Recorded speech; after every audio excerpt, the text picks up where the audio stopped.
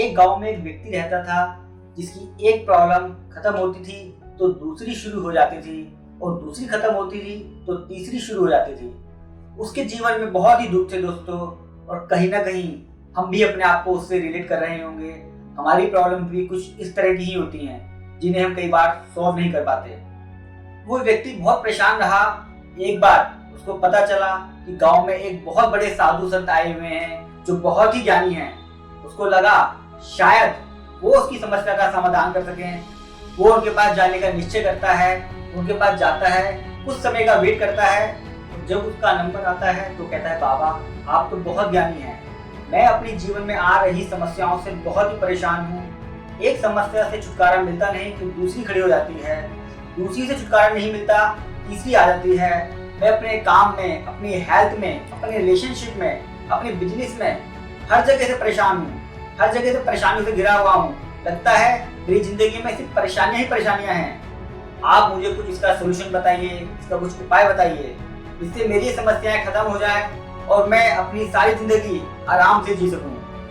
बाबा थोड़े से मुस्कुराया, उनको बोला, मैं तुम्हारी समस्या को समझ गया हूँ। तुम एक काम करो, मैं तुम्हारी समस्या का समाधान तो तुम्हें बताऊंगा, लेकिन उससे पहले आज रात को तुम बाहर सो जाओ। और बाहर मेरे 100 ऊँट खड़े हैं, उन 100 ऊँटों को जब आप बिठा दो या सुला दो तब आप भी सो जाना, और सुबह सुबह मैं आपको इसका समाधान जरूर बताऊंगा।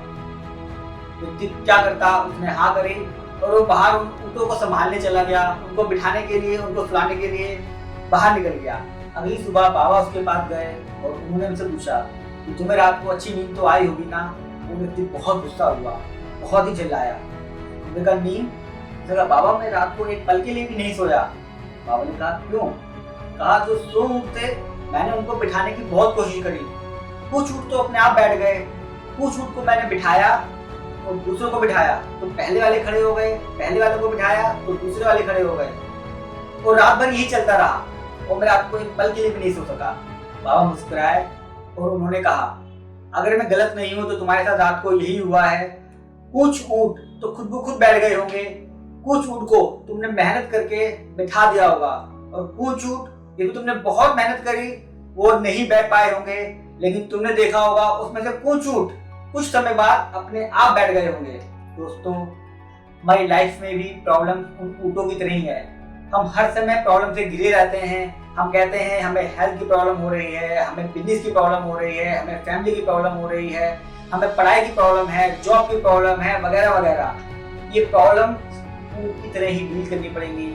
अगर हम परेशान हैं, हम उन्हें सॉल्व नहीं कर पा रहे हैं, तो हमें देखना पड़ेगा कि किस प्रॉब्लम्स को हम सॉल्व कर सकते हैं। जैसे वो ऊँट थे, वो अपने आप बैठ गए थे, तो प्रॉब्लम्स कुछ अपने आप सॉल्व हो जाएंगी। कुछ प्रॉब्लम जिनको हम सॉल्व कर सकते हैं, हमें उनको सॉल्व करना चाहिए। जैसे कुछ ऊँट को उस व्यक्ति ने बिठा दिया था और ऊँट बैठ भी गए थे। वो प्रॉब्लम जिनको हम सॉल्व नहीं कर सकते, जिनके पीछे हम परेशान हैं, उन प्रॉब्लम्स को हमें समय पे छोड़ देना चाहिए। कुछ समय आएगा, वो प्रॉब्लम्स अपने आप सॉल्व हो जाएंगी। जैसे वो ऊँट जिसको व्यक्ति ने बहुत ही बिठाने की कोशिश करी थी लेकिन वो बैठे नहीं, लेकिन कुछ समय बाद वो ऊँट अपने आप ही बैठ गए। प्रॉब्लम लाइफ का एक पार्ट है, कभी कम हो सकती है, कभी ज्यादा हो सकती है, और हमें उनको उलझे रहने की बजाय दोस्तों उनको साइड में रखना चाहिए और हमेशा आगे बढ़ना चाहिए। जिस तरह उस व्यक्ति को ये बात समझ में आ गई थी और उसकी जिंदगी में उसने डिसाइड करा कि वो कभी भी प्रॉब्लम्स को अपनी लाइफ पर हावी नहीं होने देगा और आगे बढ़ेगा, तो मुझे यकीन है आप भी बिल्कुल वैसे करेंगे। आप सभी प्रॉब्लम्स को साइड रखेंगे और लाइफ में सिर्फ आगे ही आगे बढ़ेंगे।